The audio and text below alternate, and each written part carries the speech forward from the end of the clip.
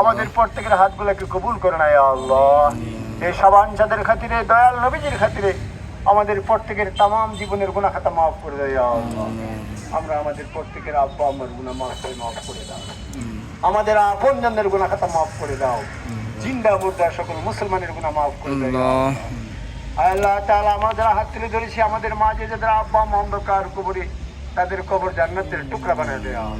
আমাদের প্রত্যেকের আদরের দাদা দাদি, নানা নানি, চাচা চাচি, ওফা ওফি, খালা খালু, মামা মামি, শ্বশুর ভাই বোন, আত্মীয় স্বজন, পাড়া প্রতিবেশী যারা অন্ধকার কবরে, প্রত্যেকের কবর জান্নাতের টুকরা বানিয়ে দেয় আল্লাহ তাআলা।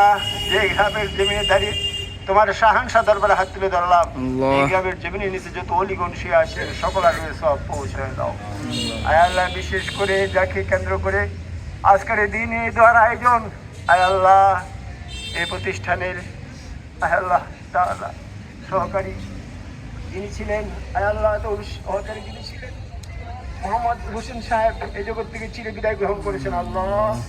তিনি আমল নামা যদি কোনো গুনাহ থেকে থাকে তার পক্ষ থেকে মাফ করে দেয় আল্লাহ।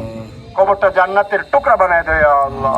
আল্লাহ তাআলা তার আপনজনদেরকে সবরে জামিন ইখতিয়ার করার তৌফিক দেয় আল্লাহ।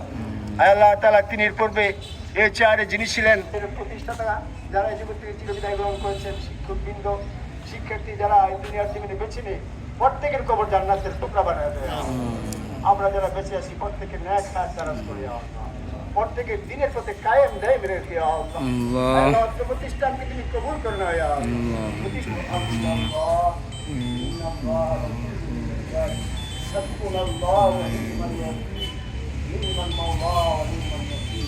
سبحان ربك رب العزة عما يصفون وسلام على المرسلين والحمد لله رب العالمين. واجعل آخر كلامنا عند سكرة الموت لا إله إلا الله محمد رسول الله صلى الله عليه وسلم.